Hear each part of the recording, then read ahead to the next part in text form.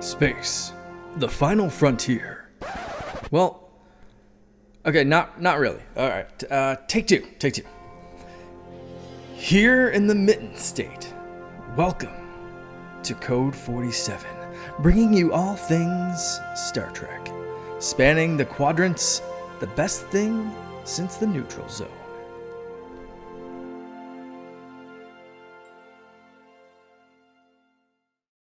Hello, my friends. Back again, episode 111. Oh, I hope that's not a curse. At least it's not 666. Yikes. Of the Code 47 podcast on the Secret Friends Podcasting Network. I am your humble host, Trek Lord of West Michigan, which is not a humble statement. I understand that. What a contradiction. Charlie Carden, and I am here with my partner, Jen Watson from Chicago, who has not been on the show in a minute because of moving from the Alpha Quadrant to the Beta Quadrant. So that's a big move. Yeah, pretty much. And with no wormholes to hasten up the trip. So no, you've had a relocation thing going on for about a month or so now, I believe, and you finally land. And the house feels like season 1 of DS9. Like, gotcha. Very fuzzy, standard definition. Makeup doesn't look right. Sets aren't quite. The plots aren't so great. Yeah, no, I get that. I totally get that.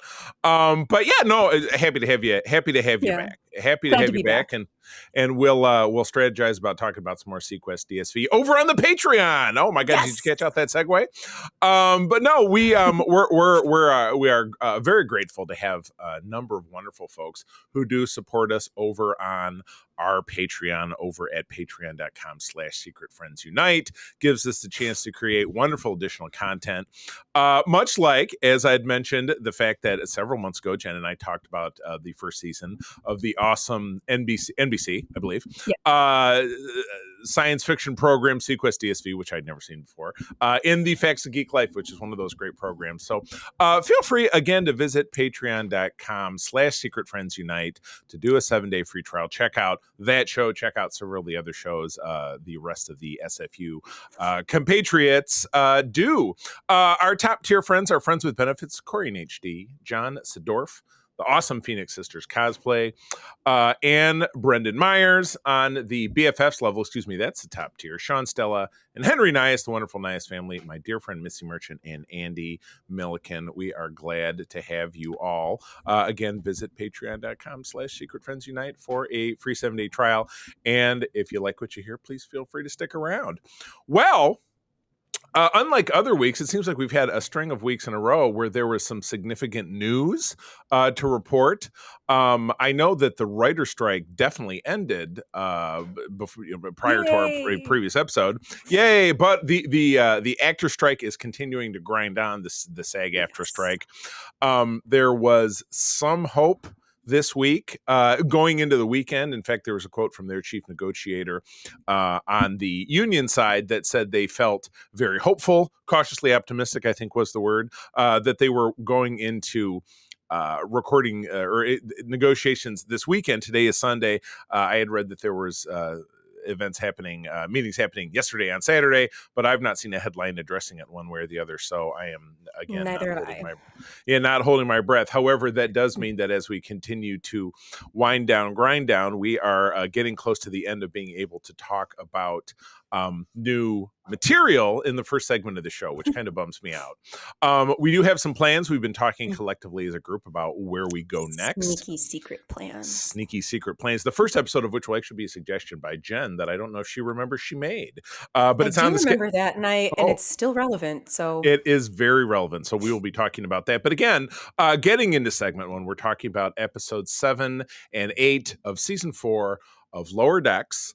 And then we've all seen episode 9 and then episode 10. It was funny. I got my episode 8 screener. I was gone all week for work out of state. Didn't watch it until Thursday, like the rest of humanity, but I haven't seen the last one, but I'm expecting I'll probably get that screener like Monday, Tuesday. So at least I'll have seen the season finale, but I'm very excited to talk about episodes 9. And then episode 10 just sounds like it's going to be a barn burner. But before we get there, Jen, if you would be so kind to read the description of episode 7. All right. We have a few badgies more. 3 computerized villains return to cause problems for the Cerritos crew. Wow. Crazy situation. I just rewatched these this morning, which I was super excited about, because we get the big return of our kind of big three.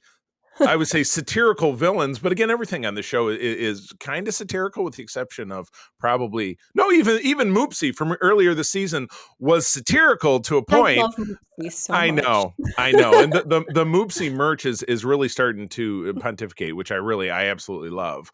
But yeah, we're getting back Agamus, we're getting back Peanut Hamper, and we're getting back Badgie.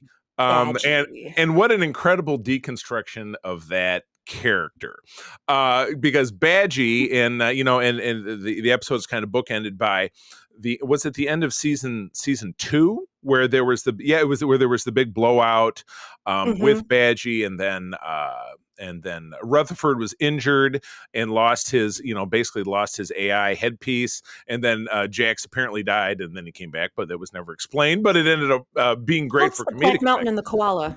The Black Mountain and the koala. Yeah. But yes, so yeah, we do find out that scavengers snagged Rutherford's AI. Badgie popped out of it, but then he took over that scavenger vessel, and led to our people being drawn to him. And a situation where Rutherford and Mariner get a team of just the two of them, which I feel like never happens. Yeah, that was cool. And that was a pretty cool connection. In the meanwhile, we get Agamus on parole, saying he has information about or wanting to be on parole, as seeming to have information about the core story of the plot line of the season, which is these vehicles this vehicle approaching all these different non-Starfleet, non-Federation vessels, or non-Starfleet, I should say, and seemingly wiping them out, but finding out in the course of this episode, or maybe it is revealed in this episode, that they're really being abducted, and that does actually play out in episode 9, which not to spoil. But this was fun. I liked and then the third thread was Peanut Hamper, who Agamus thought was conspiring with her to do near deals, and then she didn't end up doing that. And then we end up getting a call back to Tycho 7 or whatever the planet is with the particle fountain, which was the genesis of the exocomps from TNG. Yeah, exactly. Yeah, from season 6 of TNG. So I enjoyed all that greatly. Fun threads. I love the captured shuttlecraft. And again, the second mission, the B story was Tendi and Boimler with Agamus, and they ended up on a beach. And it's fun to see Tendy's making a sandcastle. She says, "Oh, this is great. The best that we have at a beach on Orion is a bunch of sharp rocks." And she's making the sandcastle, and with her shoes off. It was pretty cute. So it was a very fun episode. The whole bit with Badgie splitting himself into Good G, Badgie, and very clever. Good G and Logic-y. And Logic-y, yeah. So Badgie ends up splitting himself between good and bad, and then a logical component. So the Badgie is just completely out of control, super crazy AI, manages to proliferate himself throughout the known universe, but in a very V'ger-like kind of scenario, gets this self-actualization and then chooses to ascend to the next level of existence. So there's a lot going on in this episode. There's a lot going on. Yeah. So give me your take. What are some of your favorite moments? Oh man. So I really like the fact that Rutherford really just went for that, I'm gonna use the power of friendship and bring Badgie back, and I'm gonna give him a hug and be his father, and that's what caused him to split off into Goodgie. Right. And the use, he's like, oh well, that's weird, that didn't work. Let's use the logic, the Kirk approach against the renegade AI, and the Logic-y. And I'm like, oh, that's interesting. Logic-y is copper, like Vulcan blood is. Right. So that was a neat, I don't know if that was intentional, but a lot of things on Lower Decks are. Yeah, true. Yeah, I don't know. But I liked quite a lot of this. I was surprised because I don't like Peanut Hamper. It's like Peanut Hamper is like the one thing on Lower Decks that I'm just like, it's a little bit too silly. Yeah. I mean, it's a not very even that. It's that as a character, in the the previous season, I think it was the previous season, that the mathematically perfect redemption is the one episode of Lower Decks that I just do not like. With the Birdman, And with her and the Birdman. yeah, Yeah, and that must have been last season. it Yeah. was because she was not redeemable in that. Mm-hmm. And it Mm-hmm. just kind of Mm-hmm. went against so much of what I like Star Trek to be. But it Yeah. also says, like, I mean, she did kind of redeem herself in this one through, the therapy, and you see the at the center for the rogue AI where they're like in circles of therapy, and they're I like love the they've two. got It their was own gym, the and they're just like therapy sitting circle, and paying attention. it was the gym, but there was a basketball just sitting there. But Yeah, you have Alexa. Basically, it's a bunch of hard drive towers, like you would see at a yeah, computer. So just nobody sitting has around in arms. the gym. So how is that a basket? That's it's just the patently absurd that this show Yeah. does so well, Yeah, and without a I doubt. like the absurd. I like the koala. I like when Yeah. it's just like, giant floating head. It's like Star Trek has always been weird, and Right. this Right. just, it's another celebration of the weird of it Yeah. all. Um, Absolutely. Peanut Hamper and Agamus reminded me of like robot Harley Quinn and Joker in a way. Oh, Like, yeah. Yeah. he just wants her back, and she's like, "No, I'm doing my own thing with my family now." Like, the post redemption Harley, that is, anyway. Yeah. Yeah, um it was a literal deus ex machina Yeah. with Badgie ascending, but it was a way to bring them in and show that neither Badgie, Agamus, nor Peanut Hamper are behind the ship, the main ship of the season. Yeah. Because that was a big theory of mine, Yeah. actually, and I a theory I've agree. seen floating around the internet too. And even, at the end of last season, we were talking about, there's going to be a big team up episode. You're going to put these three AIs together and they're going to wreck shop. It's going to be something epic.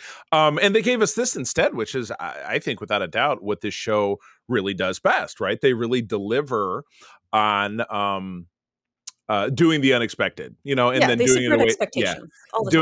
doing it in a way that's charming and fun and makes you smile and laugh. And they just nail it. Now, obviously, as we've talked about through 4 seasons of the show, and granted, I was doing some research today, and I had forgotten that they had confirmed back in March for a 5th season. So that's definitely something that's going to go down. The show will go on, of how they continue to delight us, which is great. Not that they don't have Duffer episodes. You talked about the bird one, and there are a few really gross out ones. The holodeck one where you saw Boimler's butthole blanked out. It's like they just every once in a while, they'll hit on a bit that it's just kind of a bridge too far. But on the whole, that's 5 to 10% of the overall experience of this show Yeah. is having it not hit. And I think I think the one with the bird one is a good one. The one with the bird one is a good early starter for a name of this episode. All right. Yeah. So, all right, cool. Final thoughts before we move on and talk about episode 8. Just a good prep for what's coming next, because now there's no expectations for Right. Who could this possibly be? I don't know. Exactly. And I tell you, by the time we get to episode 9, I was titillated. I was great. Yeah, heavy completely teasing for our next episode where we talk about that in the finale. So it's very exciting. Well, cool. All right. Well, I'll move on and talk about episode 8, which is Caves. The lower deckers go on a classic cave mission. My. So this is fun. Talk about taking a trope and turning it into essentially kind of 4 other episodes. Right? So yeah. So our gang gets set up on a very regular Star Trek kind of scenario. But we are set up by the fact that, at the beginning when Boimler sees that Mariner is going to be joining for a mission, say, hey, since we got promoted, we don't get teamed up a lot. And then our other 2 characters enter and they all go, yay. And so they're all going to be together, which has been, the first time in a minute. And they beam down to a cave situation where it's already a problem. Green slime is encroaching on them and they know that it's going to dissolve them, but they got to figure out a way to get out of it. But as they're tinkering and as time is passing, they to pass the time, they say, hey, let's talk about other situations when we've been stuck in a bad spot because of caves. And so everybody's got a story except for Tendi, who keeps trying to tell a story about getting stuck in a turbo lift, and Mariner just keeps shutting her down, which was mean. And it's funny because this this off-key voice, I do love how it ends, but we'll get to that. But yeah, we get fun vignettes of stories. The Boimler one to me was kind of forgettable, because even though I was listening to it, I'm like, I'm thinking about the other two stories and about how much more fun they were than him arguing with the conspiracy theory guy, basically the right-wing nut job. Oh, Wolf 359 was an inside job. The Dominion War wasn't real. That guy, we got him. Yeah, but he turned out to be right about the Vendorians. Oh, yeah. Well, yes. Yeah. The broken clock is right. Yeah, broken clock. Yeah, he was the broken clock. That's a better name. He's the broken clock. So, he's the broken clock. Yeah, so that was you're right. That was somewhat redemptive. But I did love the Rutherford story with the fantastic Dr. Tana, and Rutherford's story was great. I know, yeah, the clone baby, the two of them. And I love it how all these stories seem to take place fairly recently, like they all took place within the season, because all of our characters in their flashbacks were all lieutenants as opposed to being ensigns. So this was all within the last several weeks that these things had happened. So a lot of cave stuff happens. A lot of cave stuff. Better name. Anyway, I'm going to tinker with that. Why don't you jump in and talk about those other couple stories, please? Yeah. So it's a lot of tropes, like we've talked about. I love how all of the caves on the animated show had the same layout, just like like the old action. The old Stage 16, or if you think about like TOS's Devil in the Dark with the Horda, how those all very well lit caves, extremely well lit caves. Yeah. I liked that Rutherford's solution to dealing with the big monster, the Graflax, was very similar to Devil in the Dark. It's like you just talk to it. Right. And figure out what's going on. And it's the children. It is exactly, it's the same thing. Exactly. You can find one of my screen rant articles about that. Anyway, you can. Plug. Yeah, you can. But no, it's the same thing. The suddenly male pregnancy thing is evocative of Trip in Enterprise. Lower Decks has a way of bringing back the stuff that people kind of forget about or look down on and go, no, this is always part of Star Trek. You can't just forget about some of this dumb stuff, because it's always been here. It's always going to be here. And what was Mariners with the time age, the age spot, thing. Yeah. And she was with the Delta shifters. Yeah, exactly. It's showing how people can bridge their differences, though. I mean, all of them were like that.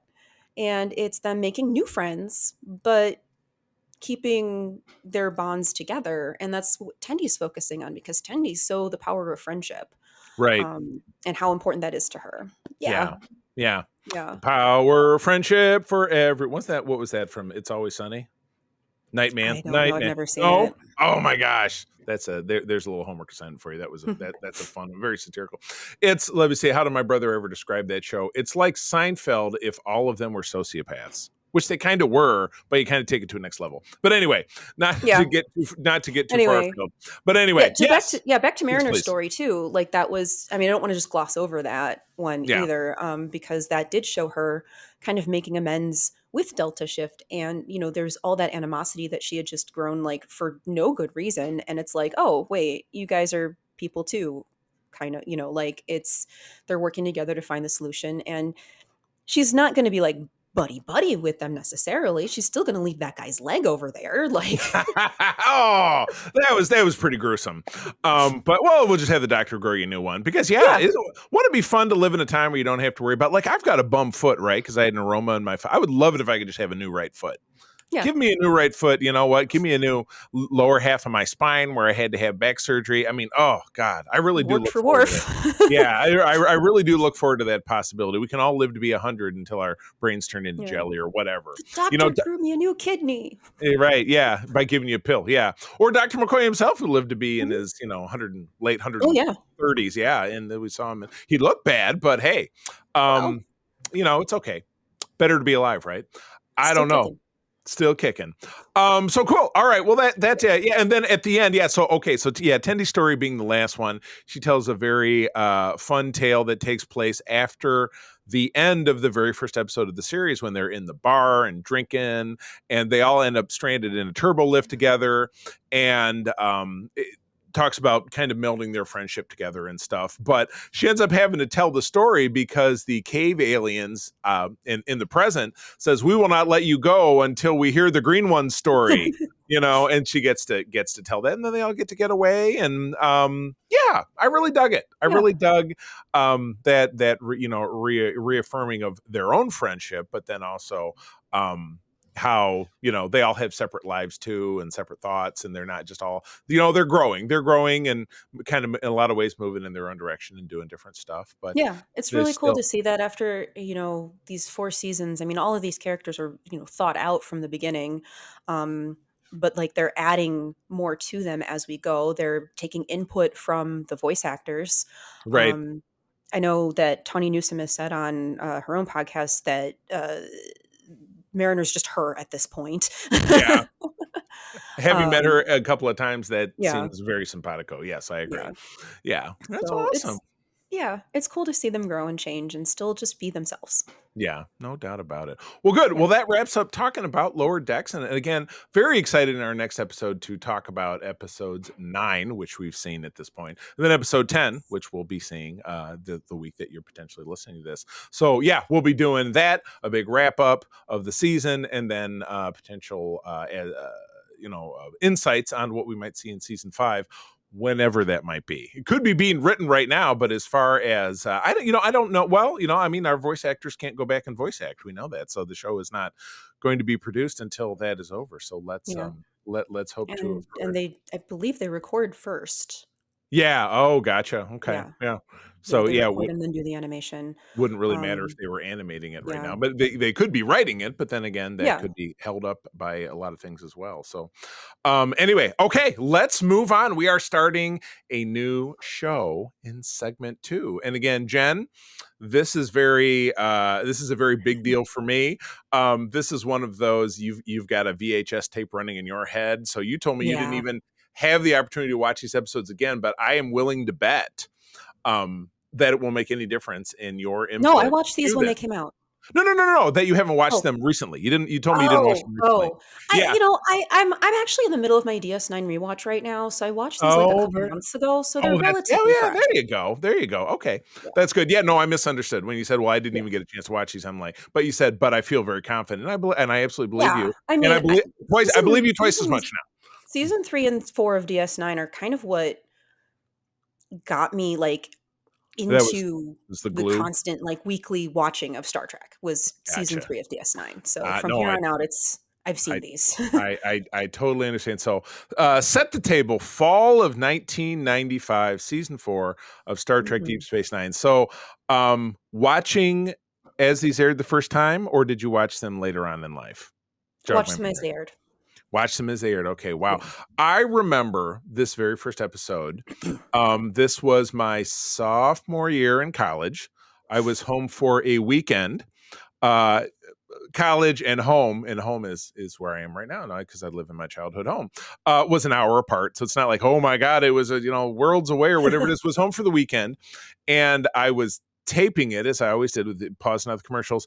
But for some reason, there was a party going on. Like, my brother was living at home at the time, had a bunch of friends over, but we were all watching it, which is just so awesome. Like 10 people sitting around in the den at my house, fire going in the fireplace, watching this fantastic episode. So anyway, I will jump in with the 2 parts, split into 2 parts for the sake of syndication, with appropriate trims, though, when you find it on Paramount Plus, which is, of course, where you find almost all of Star Trek. Plug for the people at Viacom who do provide screeners for their shows to me for the sake of doing this program. That is where you find most of Star Trek. We don't need to talk about Prodigy right now. But anyway, episodes in 1 and subsequently 2 of the season are The Way of the Warrior, directed by James L. Conway, written by the stellar team of Ira Stephen Bear, who I've met, super cool guy, Robert Hewitt Wolf, from the week of, remember it's syndication, so it's always week of September 30, 1995. A Klingon fleet arrives on its way to expand the Klingon Empire at the expense of the Cardassians in the face of the Dominion threat. And Worf is brought to DS9 to negotiate. What a weird description of this episode. I don't know that. No, I just don't know that I would really, because it kind of jumps you 3/4 through the first segment to like, okay, that's why the Klingons are there. Because it was all, well, we've come to, basically the way the episode starts up, it's been several months since the end of season 3, which was the episode where we found out the changelings have this widespread infiltration into the Alpha Quadrant. One of them was using the Defiant to try to start a war with a race called the Zencath here to rekindle a war. He was stopped to the last moment, but Odo had to kill him, which was the cardinal sin that will, trust me, play out later in the season of him, being held responsible for that. But we see our crew executing battle drills on the station, just in case, there's really a changeling here. How do we find him? So on and so forth. And blammo, a bunch of Klingons show up, just decloaking around the station. We get, looking at our characters for the first time, it was promotion time over the summer. Dex got a promotion. Bashir got a promotion. Sisko shaved his head. Now he looks like Spencer from Spencer for Hire / Hawk, which was his character back on that show in the early 80s. And this all happened in the teaser, and a little bit more sprinkling of romance between him and Cassidy Yates. So they just can't seem to figure it out, but it's very cute.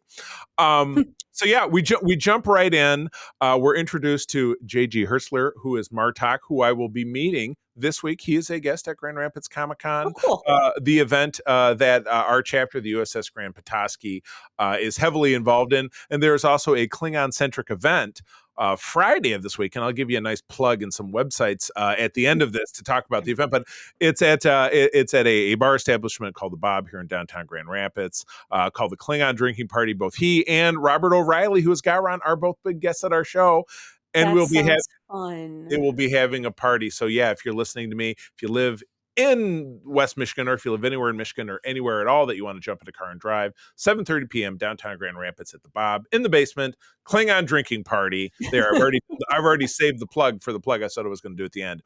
So anyway, all right, I'm turning it over to you. So Martok shows up. What happens then? Oh my gosh. And should I keep talking? You keep going. Okay. So Martok shows up. He says that, well, we know about the changeling thing. We're here to help out. Here, everybody prove who they say they are. And he whips out his knife, cuts his palm, he's in the wardroom with Kieran and Sisko, makes them prove that they are who they say they are. And there's tons of Klingon on the station, and things just start getting worse. They're hanging around Quark's, making him nervous. A couple of them decide to beat up Garrick because Garrick is lippy. And they finally figure out, hey, we need boots on the ground. We need someone on the Klingon, someone who's a Klingon to tell us what's going on. Let's find Worf. That's right. It's what becomes the first of 2 Star Trek series in their 4th season, who decides to bring in a new character to spice things up.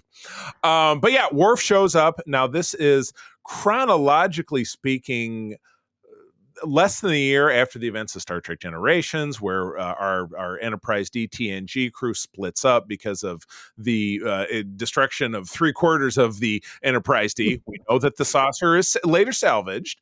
But yeah, Worf says, I've been on extended leave. I've been on Borath, the Klingon monastery. So, he's been meditating and kind of cooling out, trying to get in touch with his Klingon side. And he said, yeah, I'm back, but I'm really thinking about leaving Starfleet because I just don't know where I belong, and blah, blah, blah. So that kind of sets the table for what this experience is going to be like with Worf. And so Worf gets in the mix. He roughs up a couple of Klingons, including Martok's son, to get Martok's attention. Can't get an answer out of him, but finally through one of an old family friend. And I love the scene because as I was sitting with, as I mentioned, all the people at this party back in 1995, one of the guys was a gearhead, a car buddy of my brother's, who said, while these guys were drinking, the containers that they're drinking out of look like those little containers of oil you find at like Pet Boys. You know what I mean? So I'm like, that's probably what the stuff tastes like. Probably what they used. Yeah. Yeah, exactly.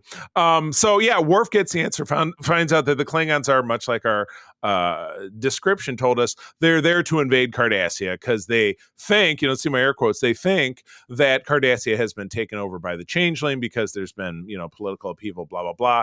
All signs point to unnatural change. But really, with the Klingons, and even Worf points this out, that it's an excuse. There are some hardliners that think that the Klingons have been kind of sitting around with their fingers in their ears for too long, not being very Klingon-y, going on, blowing stuff up, conquering. So this is just like a chance for them to do their jam. Let's go out, let's kill, let's conquer. And then very quickly, things are about to come to a head, and that's when Gowron shows up. So Gowron shows up, asks Worf to join him. Worf says no. So for like the fourth or fifth time, Worf is kicked out of Klingon. He's kicked out of the Klingon Club. They said, you know what? You are banished again. Or maybe this is just the second or third time. I don't know. So many ups and downs with Worf and his status within Klingon society. But this was kind of the second big one where they said, at least the second. Yeah, you're excommunicated. You're not a Klingon anymore. And we're going to go on and do it. So they all the Klingons cloak, and then they take off towards Cardassia. And eventually they decide that, hey, we have to go help, because the head military guy for the Klingons is Dukat, or for the Cardassians is Dukat. He's trying to escape with the civilian leaders. He gets stranded, and then our people go to rescue him. And now with the Starfleet in the fight, the about peace between the Klingons and the Federation is over for good, and it's open warfare. And they rescue Dukat, and they're bringing him back to the station. And so now we're deep into probably the third act of the second part, and that's when we get the absolute kind of wish fulfillment of all time. They get back to the station. It's surrounded by Klingons, and they're gonna attack, and it's just CGI. Well, not even a CGI. Don't forget, this is all practical models. Some of it looks kind of clunky in retrospect, because you can tell they're blown up AMT model kits, but whatever. But you have this great fight sequence because the station is totally retrofitted with like a billion photon torpedoes, bunch of phaser range. They're blowing up Klingon ships. Klingon ships are attacking them. Then the Klingons board the station. There's this massive fight back and forth. I was just enjoy watching this, because it was it's taking Star Trek outside of the we're exploring strange new worlds and meeting fun aliens, and having it just be a comic book of, like it's the Avengers versus the Masters of Evil, or it's, Magneto versus the X-Men. It was just knockdown, drag out, explosions, laser beams, punching, like Klingon swords and everything. Team ups that you would never expect, like the scene where Dukat and Garrick are teamed up side by side, protecting the council leader. So I wrote in my note, I almost never write notes, but I did this time. I wrote that this was the GOAT. This was absolutely the GOAT of anything I feel like you've seen in DS9 up to this time. It was a game changer. So, all right. And then at the end of it, okay, here's the end of my quickie summary. Not unexpectedly, instead of leaving for parts unknown, Sisko comes to Worf, makes this big appeal, and Sisko says, I'll come work for you. And he finally he'd been wearing his TNG uniform this whole time, but at the end of it, he gets a DS9 uniform in red. He takes a job. He's the strategic operations officer. And so he's part of the gang now. He's part of the Peanuts gang now. So he's on board. And then, episode ends. All right. Take it away. Take it away. I think the thing that you're talking about, where it kind of feels like just sort of blowing up action figures, is one of the reasons that this was not really my jam. Okay. But, and the thing is, when this first came out, I was not a fan of Worf. He was kind of my least favorite character on TNG, or like, I just didn't get the Worf of it all. But like, as an adult, did you just say you get the Worf of it all? New name of the episode title. Keep talking. But like on DS9, he's given more of a chance to shine. We see more of him, and as an adult, I'm more aware of like, the Klingon episodes. Sometimes I would skip them when I was a kid because I just didn't get it. Yeah, fair. But now they're really cool. They're really fascinating. Martok is great, for one thing. Like, he's the Klingoniest Klingon. Right. that there is. And And he's all gnarled up. Oh no, wait, no, he's not all gnarled up. Sorry, not I'm yet. talking forward. I'm talking forward, Yeah. and I don't want to spoil a big Yeah. spoiler that doesn't come out for quite some time. Not yet. But he's got this, this warrior soul, and it's Yeah, he's honorable and like in the way that it really ought to be. right. Um and I really like that they establish him as that in this. And I think that bringing Worf in does spice things up. Hmm. Um is his first meeting with Dax is in this one or is it in the next one? No. Everybody meets everybody in Yeah, this one. everyone meets Yeah, Worf in this one. So yeah, you got that yeah, first encounter with Jadzia. So like you can right. see that kind of starting already. And I'm like, okay, this is cool. Um, and yeah, I don't it's a good start to the season. It sets up a lot of what's going to be happening politically. We've got the dissolution of the Khitomer Accords as well. Right. So Very that big. kind of Yeah. puts us like that takes us back to an original series-ish kind Yep. of mentality regarding the Klingons and Right. just But setting up all of even these players. even scarier still because in TOS there was no open warfare. It Right. was because it itself was an It's based on the Cold analogy War. to So it was it's all based on the this Cold War. So yeah, it's always secret, sneaking yeah. and like, oh, we're not friendly. Every once in a while there'll be a dust up, but it's like, Yeah. we're still just cold warriors. Yeah, but now and like this is all intentional on part of the Dominion too. Like they're trying to get us. I mean, we don't know that yet, but Right, like right. it's so clever how it all sets up what's to come over the next season and like the next couple of seasons. Whether that's intentional by the writers at this point or not, it's cool to see it start. Yeah. And it's cool to see DS9 really start to be what it is and what we Hmm. remember it being. Yes. Yeah. Exactly correct. No, I nailed it. So yeah. Well, I love how you're saying it's just like blowing up. I actually said blowing up model kits, but blowing up action figures is better because you can see your little playmates. Like if you saw like the ship blow, you could see a couple of playmate Klingons go woo woo woo woo woo woo like on the side of it. That would have been pretty amazing. Because this was unlike. Currently when it comes to action figures, as you can tell, obviously looking by my background, action figures are my thing. Star Trek has never again seen the proliferation of output in that way since the I know, I'm 1990s so sad. I because loved those action those figures. those Playmates figures were not unlike Kenner's production 10 years earlier with the Yeah, Star Wars figures that you got in the early 80s. And it was from about, I think the Playmates line started I think in 1992 and it yeah, pushed all the way through to just past the year 2000, but it had dwindled where Kenner, their line started in 1978 and ended mhm, very sharply in 1985. So it had a life expectancy that was, or it had a duration that was about the same. And of course, the Kenner figures are very famous and valuable, where the mhm, Playmates figures even carded. Hell, we have a couple of them in our charity auction, which is another very mhm. big of our show. I found That a box of them while I was moving. I know. I was like, "I forgot I had these," Oh and they're my all god. just carded from the '90s Oh still. my goodness. Well, Uh, yeah, I have a couple that we picked yeah, up. We did a grab bag from one of the vendors at Star Trek Las Vegas, that we're doing in the auction, but I'm doing them for a starting price of $5 because yeah, that's all they're really worth. And I yeah, would love it, attending our charity auction if somebody's really wants a Dr. Soren figure from Star Trek Generations and wants to pay $25 for him. Let's hope the bid gets up that high. We'll keep our fingers yeah, crossed. But no, in the meantime, yeah, yeah, this was I know we really got on a tangent. There were a lot of great figures that came from DS9, TNG. It's the only line of figures that has ever existed for Star Trek Voyager yeah. until EX06 is now producing really high end And I had figures. everyone from that first run of the Voyager figures. Everyone.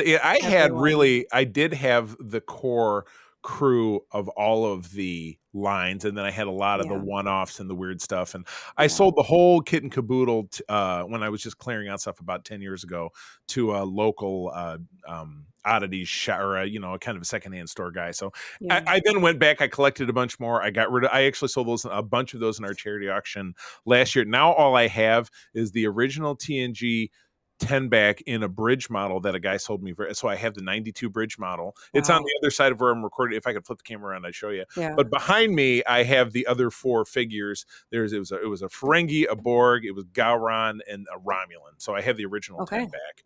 Yeah. All right. This was a Anyway. long tangent. Let's move on to we'll call it episode 3 because that's how it was numbered, but really second episode of the season. Jen, it's all yours. All right. Episode 3, The Visitor. Directed by David Livingston, written by Michael Taylor. Original air date October 7th, 1995. An elderly Jake Sisko relates the story of how he lost his father to a temporal displacement accident. Heartbreaker. Ooh, yeah. This episode is one of the saddest, I think, because it's just all these missed chances and Jake's search for his father throughout time, and knowing that his whole life that he has to give it up so that in the past everything will be okay. Right. And this is a theme you see in Star Trek every now and again. Someone's descendants get erased from the timeline and all that stuff, but this really made it feel like you have this elderly Jake, you have this woman come knock on his door and asking, "Oh, are you Jake Sisko, the famous writer?" And he's like, "I was," and explains kind of the story of how he lost his father and how he's always been searching for him. And the thing is, Sisko is like kind of unstuck in time, so to speak, and he keeps reappearing at different intervals throughout Jake's life. And they find that he's tied to Jake, right? Right. Yeah, it's so it's a once rubber. Jake dies, it's going to go back to normal. Right. It's a rubber Right. band through time is the analogy he gives. Yeah. And when it gets slack, then Cisco pops up for a couple minutes and then stretches Yeah. out again and he's gone. The young woman, Yeah. trivia, Yeah. her name is Rachel Robinson. That is Andy Robinson's daughter, Garrick. Oh, Yeah, I know, did not know right? that. Kind of weird how they snuck it. And then, of course, the elderly Jake or Jake throughout time is actor Tony Todd, who is Worf's brother Kern. And also, because it's October Spooktober and April and I have been watching nothing but horror movies, he is the Candyman set from Chicago. Candyman from Chicago. That whole movie. Yeah, that whole movie is set, if you've never seen it, is set in one of the housing projects in Chicago. I've already forgotten. It's something green. I'm aware of that, but I'm not. Yeah, I don't think that you would enjoy it. Even, I mean, that movie, it's now 30 years old, is still quite horrific. So I don't think that Not for me. yeah. And then there was a remake / continuation of it that came out a couple of years later, where the star of that was Denzel Washington's son, who's on a meteoric rise right now as an actor. But that's just us getting off on another tangent. Yeah, sorry about that. That's okay. But The Visitor. Yeah. It's I see it a lot on lists of like, oh, if you can show someone one episode, show them this one. I think it's kind of a interesting sort of one-off episode, Right. not really the best one to show someone as a first episode. You kind of have to know more about Jake and Ben and how important their relationship is to each other to fully appreciate it, I think. I mean, it's not impossible, but it's just so removed from what else DS9 is. Right. But it's a really, really good episode. It's really good. It's I could kind of Twilight Zone. Yeah, I could see how it makes someone's, show them this one, because again, it's a very Star Trek-y kind of concept. Time travel, alt reality, it's very sci-fi. But again, by what's driving it, being that we're also very familiar with, why, Jake and his father are so close, and father-son stuff always touches me in a very special place. I've talked about this on all of the different SFU shows I've been a part of because of my own relationship with my dad and my relationship with my 2 sons and having, perils and pitfalls and some tough times. That's always, when Peter and I for example, are going through Ron Moore's Battlestar Galactica right now over on the Patreon, another reason to visit and check it out. Same thing with, the Adamas, the father and the son on that. That's a tough one, but this is a great father-son relationship. There's no real cracks in it, but it's very interesting to see how Jake disregards all the wonderful things in his life to continue pursuing this obsession. And it's very sad to think about, he put off moving forward with his life by leaving the station until he was forced to do so, in this alternate timeline, 4 or 5 years after the incident. And then, he finally starts to put it aside. His father doesn't reappear to him again. He figured that's, he's gone now for good. So I'm going to move on with my life. And he starts writing, and then he gets married. And, you see his life, another 15, 20 years down the road.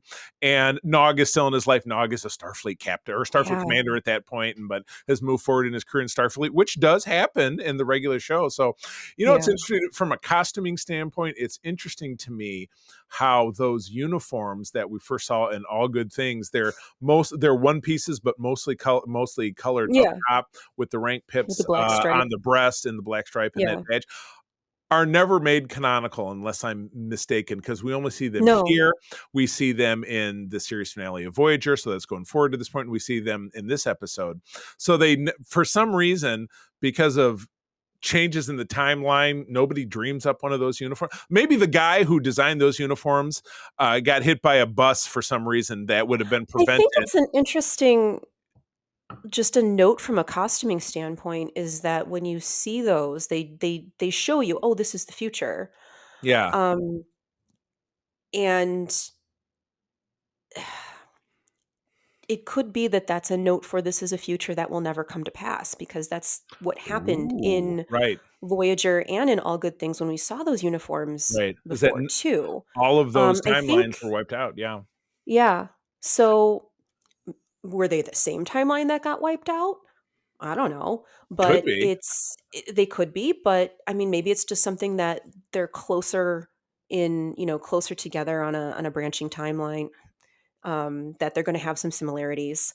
But it's just an interesting note from a costume standpoint. I noticed something about the badges too in Future Imperfect and TNG, but that's a different topic for another time. It was because Future Imperfect was a holodeck. It was not even anything. Where the Worf episode, which you just mentioned, which is Parallels, has those same badges and the badge with the rank, but that one has the badges with the rank bars behind it and the neck pip. So that was because you saw Wesley as Chief of Security of the Enterprise. Another one of those, it was the Voyager Season 5 Timeless, where they still wore the TNG uniforms, but they had that All Good Things badge. So there's your giveaway.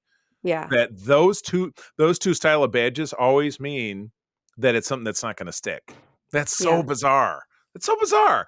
But anyway, back to the episode. In the end of it, obviously Jake is able to figure out that at the end of his own life, he's able to snap back, 70 years to the point of the accident or however old he was, and prevent it from happening, which he does. And then obviously things go on kind of the normal way. So great episode. But you're right. I think I'm of two minds about it. Great sci-fi concept for someone who's never seen Star Trek before, but to get the nuances of the characters, it's a little more difficult, but to appreciate the nuances of the characters is also in some ways kind of universal. So I see both sides. I see like 2/3 of an argument there, where the last third is like, but this isn't really Star Trek. It's science fiction plus regular people stuff, which is something that Star Trek excels at. But then the Star Trek part of it is not really very easily accessible. So I definitely agree with you there. So, all right. Okay. Moving on. Episode 4 is Hippocratic Oath. The director is Rene Auberjonois Odo himself. Story by Nicholas Correa. Haven't heard of him. And Lisa Klink, who goes on to be a powerful writing force on Star Trek Voyager. This was potentially one of her introductions to Star Trek in general, because October 14th, the 95-96 season would have been the beginning of the second season of Voyager, and I don't think she was part of the staff at that point, but I could be wrong. She also did the teleplay for the episode. And again, it's from October of 95. Bashir is captured with Chief O'Brien by a rogue group of Jem'Hadar on a planet of the Gamma Quadrant who are attempting to overcome their genetic addiction to Ketracel White, which, as we know, is how they are controlled by the Dominion. Their leader, Garanagar, who is a great actor who we see in a lot of other Star Treks, whose name is going to escape me. He was, oh my God, in Voyager, in the very first episode, he was one of the Starfleet guys who didn't get killed. Lieutenant Ensign so-and-so. Oh, it's going to kill me. Not Scott Thompson. Oh, I don't know. I would look it I up, but I would feel bad for looking it I up. don't know. But anyway, Granagar is able to survive without it and forces Bashir to try to find out why.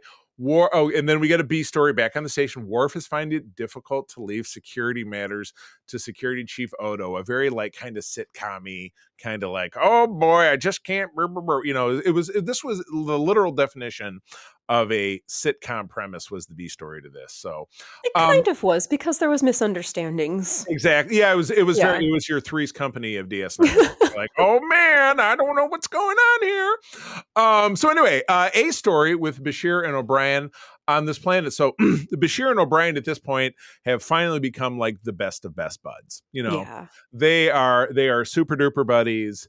And they're tossed in this situation where they have diametrically opposed viewpoints. Bashir, as a physician, sees these Jem'Hadar suffering without the one thing that keeps them alive. But again, can't really crack the mystery of why the survivor, Scott, oh my God, the guy, the dude, the head dude, Granagar, Scott something. I'm going to call him Scott something Jem'Hadar. Scott something Jem'Hadar, Okay. why he's alive, and the other people that he can't really figure out why. So Bashir, as a scientist and as a medical and as someone who has that empathy that comes with being a physician, wants to help them, where O'Brien, who's practical and he's a soldier and he's a survivalist, a realist, Hmm. realize that there's no way that he and Bashir are going to survive the situation if they hang around. So he focuses on helping them escape.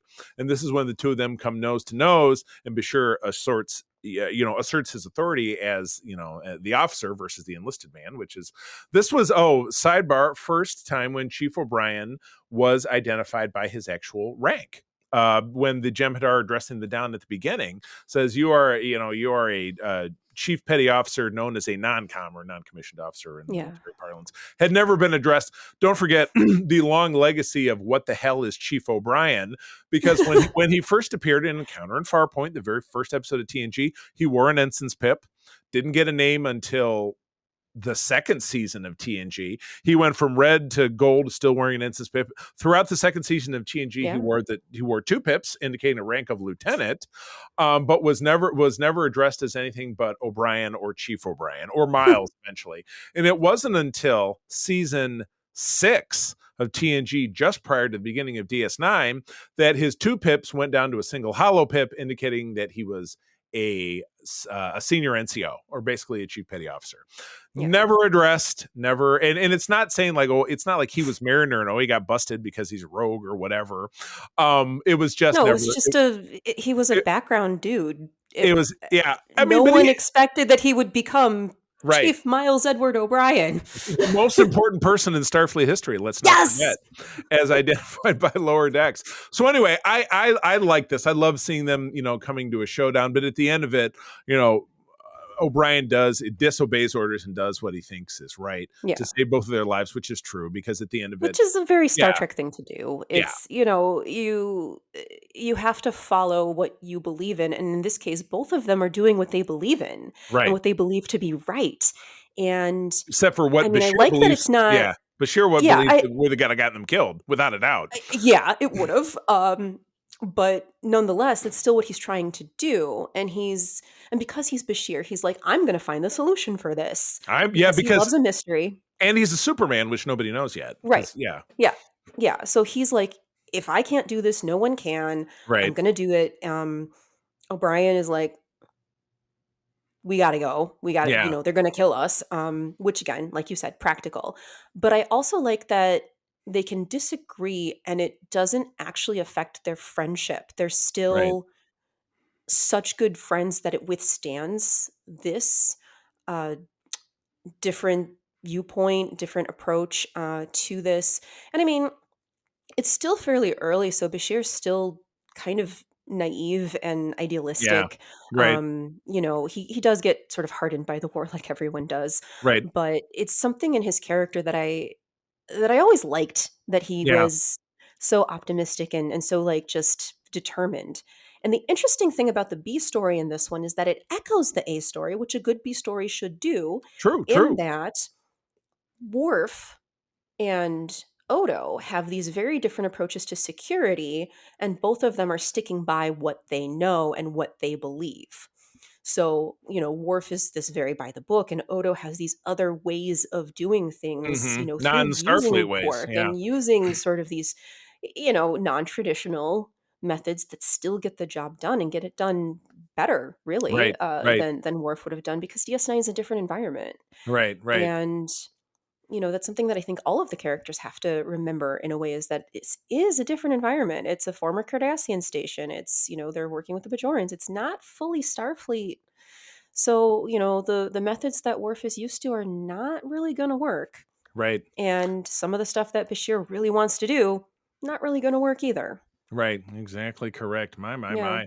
So yeah, good stuff. Yeah, and definitely Yep. good breakdown of that second aspect. So cool. Yeah, Yep. yeah, we're doing great so far as great episodes of the season, and I think it just rambles on into the next episode, which is episode 5, Indiscretion. Directed by LeVar Burton. Look at that. We got stars Yay. directing this season. I love it.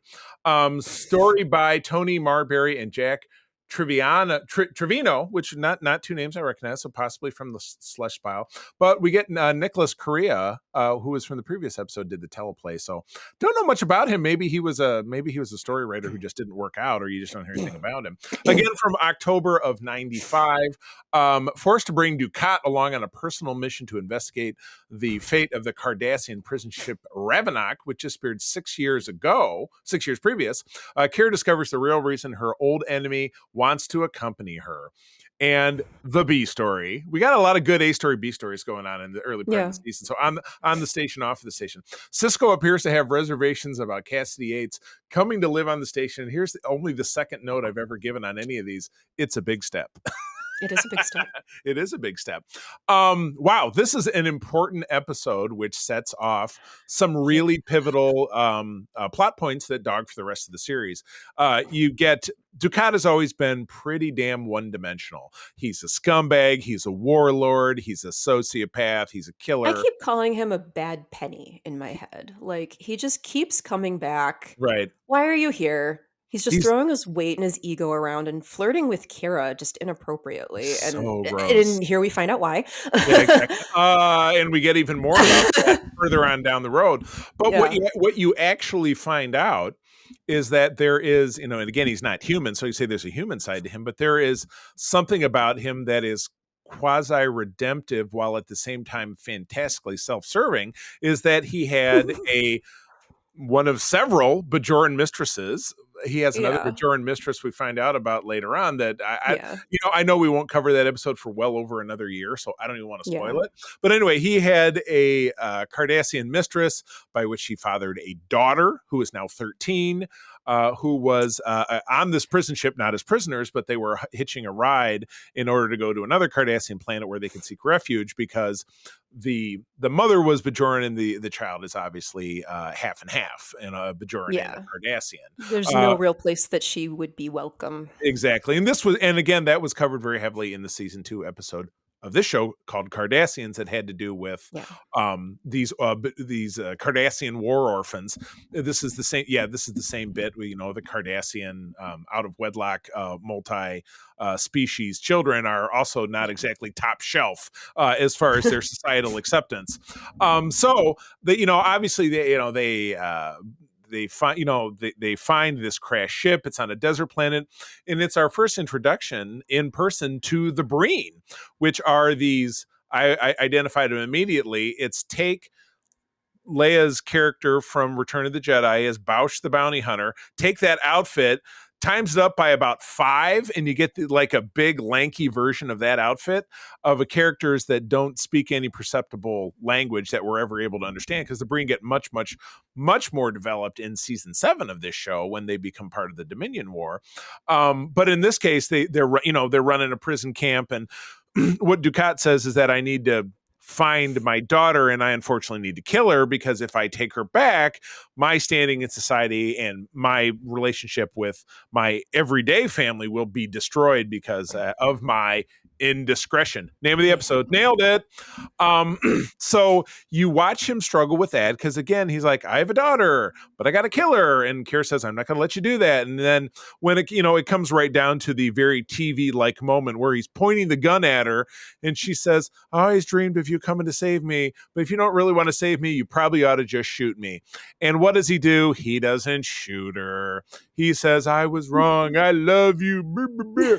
And they rescue her. Kira's friend, of course, who they actually went there to rescue, is dead. So, hey, that's fine. Whatever. But that was never really ended up being the point at the end of it.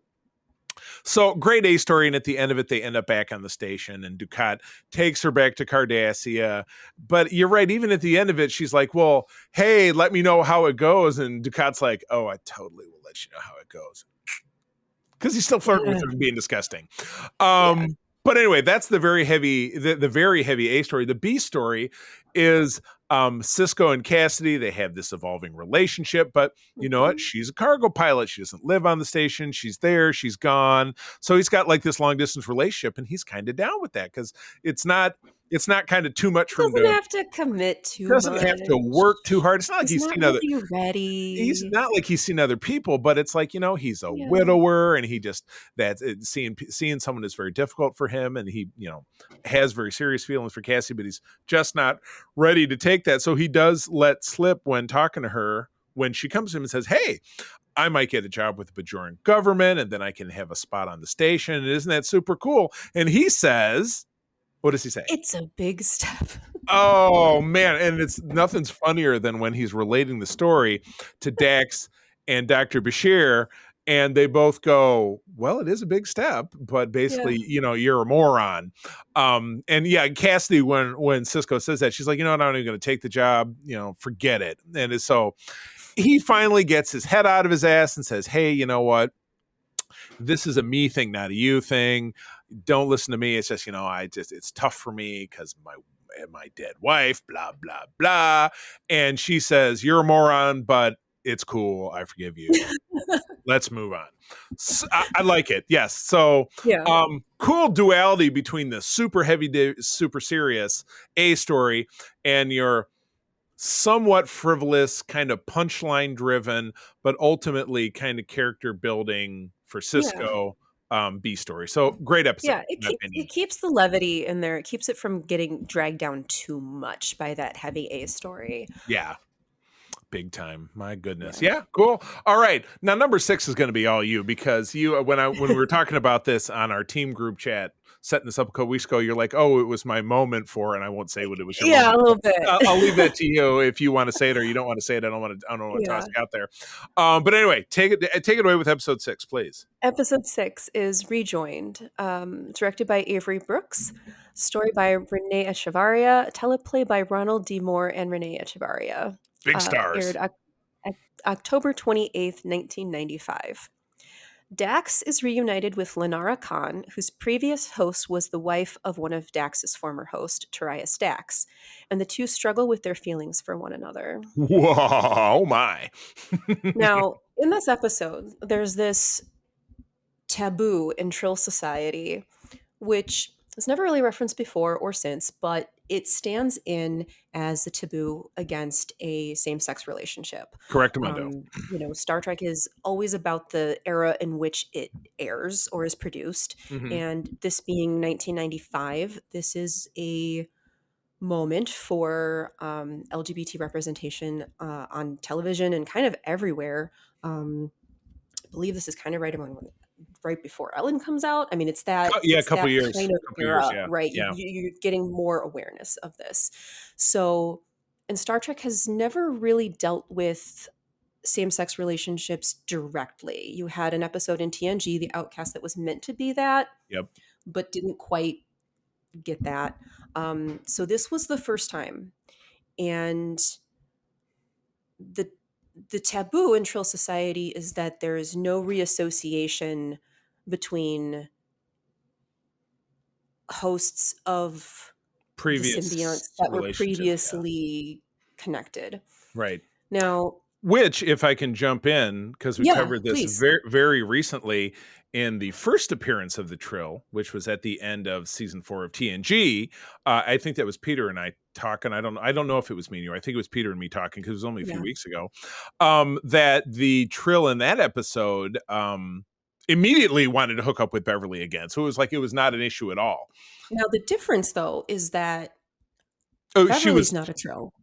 correct, Mundo. Okay, okay, And that's fair. when That's you fair. see this happening with Dax, there's no stigma against Jadzia or Ezri associating with Cisco, who was one of Curzon's friends. Right. And the reassociation with, yes, Ezri can come to DS9. That's later on down the line, of course, Yeah. but Yeah. like, you know, the taboo seems to be between Trill True. hosts, Right. specifically hosting symbionts that They don't want the slugs. previous They don't hosts. want the Yeah. slugs kissing. Yeah. The idea being that the idea being that these symbionts are just going to create this like dynasty of, not having new experiences because they're just going to keep on Doing the same thing. reuniting with the same people over and over again. Right. So it's not like illegal, but it's might as well be. It's very Right. frowned upon. They say if they do this, they're going to get exiled.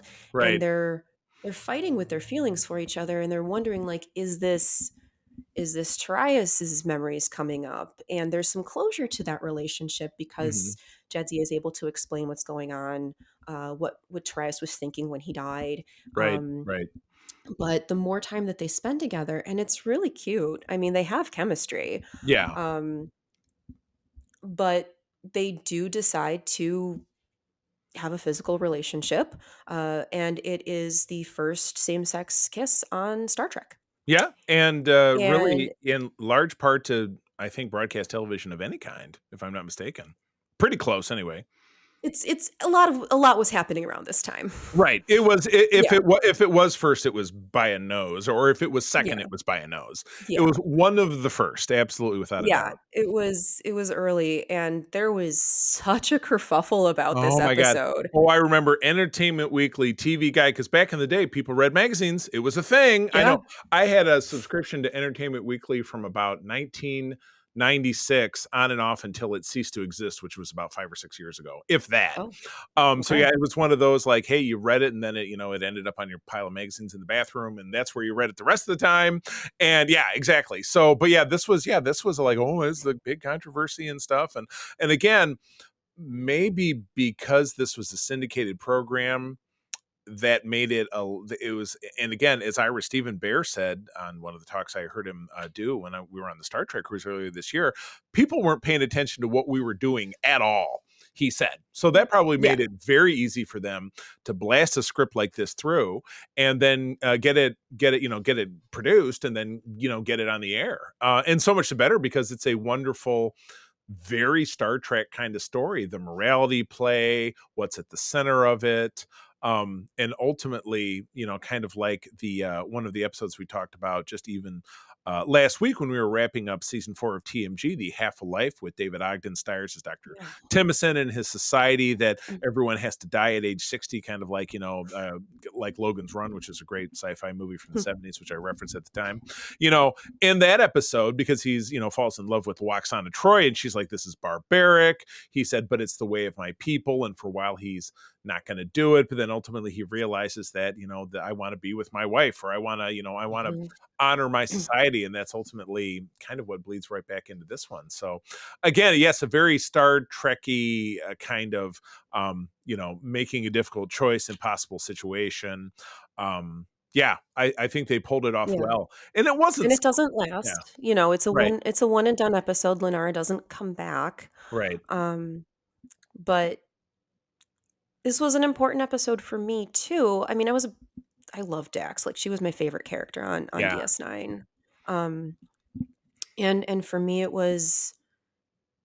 it made me realize that this was relevant to my life, as well, because I'm bi, and this made me realize that this is something that you could be, to Hmm. see it on TV, and it's so important to have that representation that you still have on Star Trek with, your non-binary and trans characters on Discovery, and Hmm. that you're more just more queer representation on Star Trek, and just more representation of all kinds.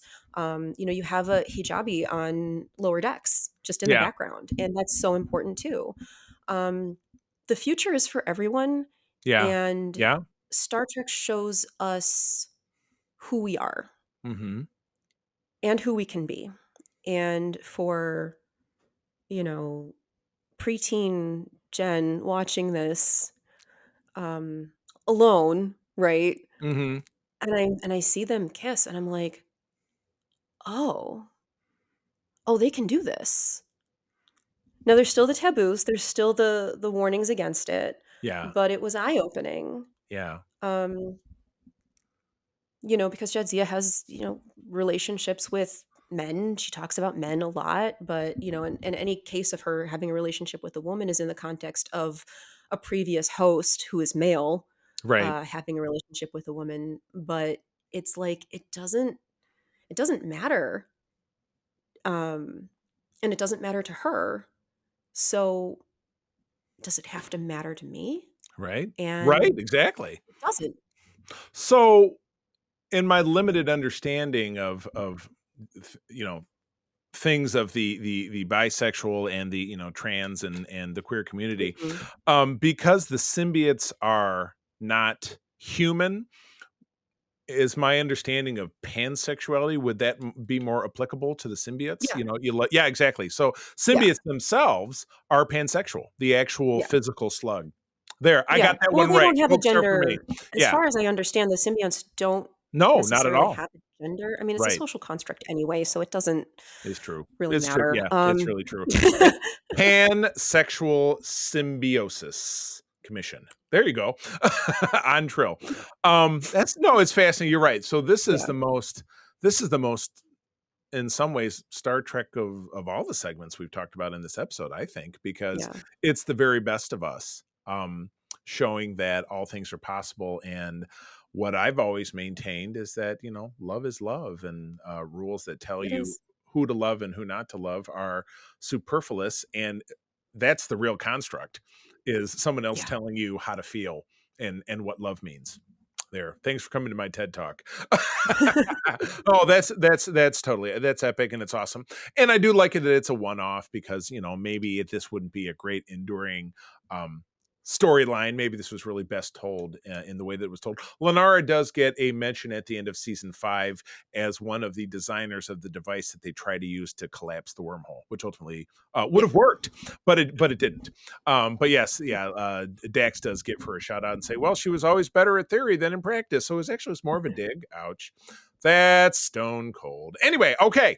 Well, wrapping up these 6, or rather 5 episodes, because of the double parter, let's give a favorite and a least favorite. And I'm going to make you go first. Okay. Um, Or I'll my let you, favorite is or I'll let you a Rejoined. second. Okay, there you go. Yeah, my favorite is Okay. Rejoined. Again, for all of those personal reasons that I've mentioned, it's an important episode to me personally. Um, Also, just love Dax. Yeah. I don't know. I mean, they're all really good. Uh, maybe Indiscretion as a least favorite, Yeah. but again, they're all really good. It's just Ducat is not my favorite in general. Yeah.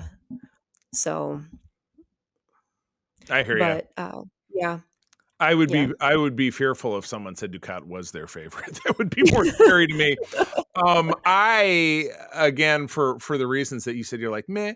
I just will remember, and maybe this is me looking back with rosy colored glasses, but the way the Warrior, with the yeah, the explosion of action figures and model kits and stuff, just really spoke to me. And seeing Worf, which was like, TNG is back, and especially after how kind of disappointed a lot of us were with Star Trek Generations at the time, it was great to see one of the more interesting characters of TNG, because again, we had our real strong characters and our real characters in TNG.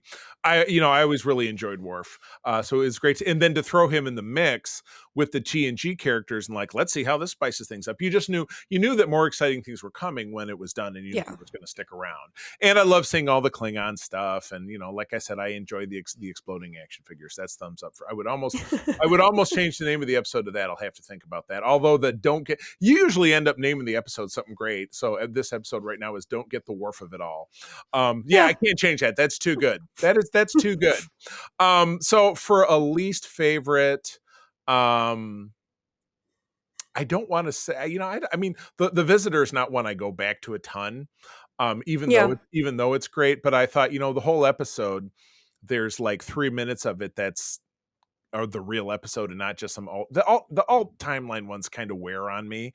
While I think Okay. it was a great story moment for story moments, the episode itself I just wasn't thrilled with, because you're like, oh, all this stuff happened, and then there's those damn uniforms again playing with my heart. Yeah, those uniforms have been produced, but not by the costuming vendor that we like, not by Cosmart. Yeah. Here, I'll give them a free plug.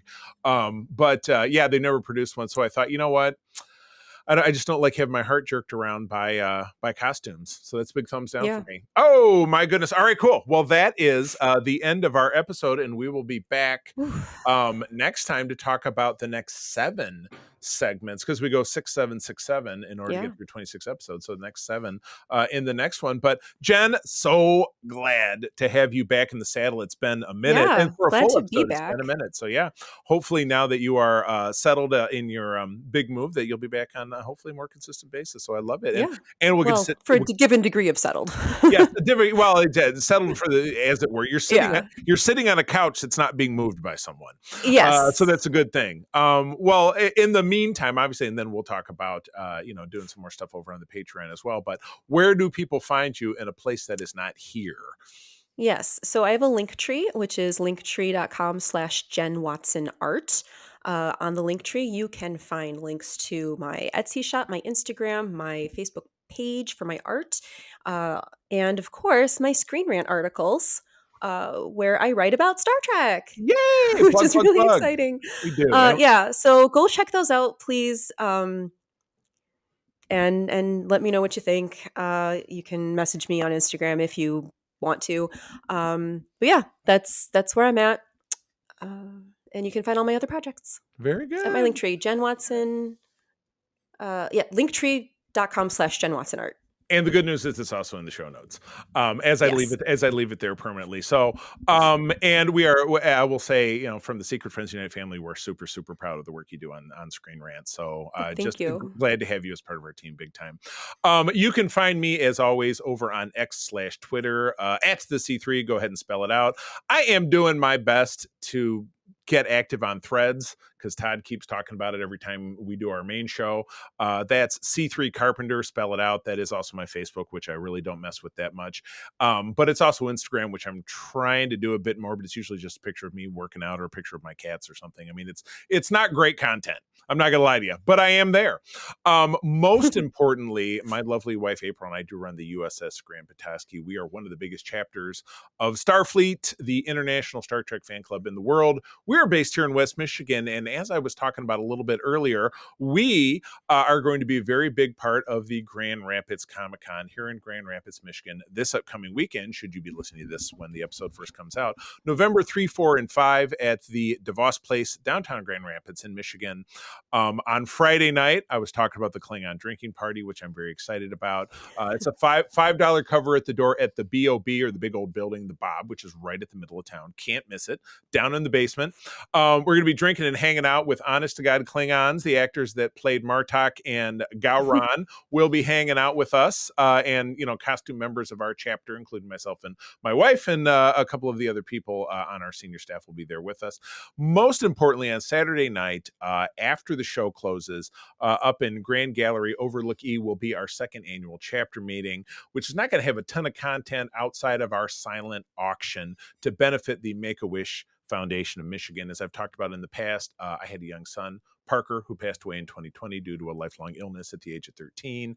Before that happened, he and his brother and my ex-wife were able to take a trip to Disney World through the auspices of the Make-A-Wish of Michigan. So since we've had the chapter since 2019, we have been steadily raising funds to donate right back to Make-A-Wish of Michigan to make other Make-A-Wish kids be able to have their dreams come true. Last year, we were able to raise over $1,100. We were gifted over 60 items by members of our chapter that at face value are looking at about $1,300 at starting base value for the silent auction.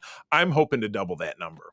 Also, back at our booth, which will be throughout the con, we do have tribbles for sale, which has been very, very successful in raising money. We also have a number of other donated items, which will be available at the booth. But we would love to see you there. Please visit the Grand Rapids Comic-Con website to purchase tickets. Tickets can also be purchased at the door. And I believe that local shop sales have wrapped up, but you can find tickets there. And then if you stop by the booth, we'd love to talk about joining our chapter as well. But anyway, that's the biggest plug I've ever done for the chapter on this show. But with that, I will bid you adieu. Friends, thank you as always for joining us. I'm going to tell you that sharing is caring and to keep on trekking. And be the Starfleet you want to see in the world. This podcast is part of the Secret Friends Unite podcasting network. Visit secretfriendsunite.com for more great shows, articles, news, reviews, and more. Secret Friends Unite podcasts are available on Apple, Google, Spotify, and other podcast services around the world.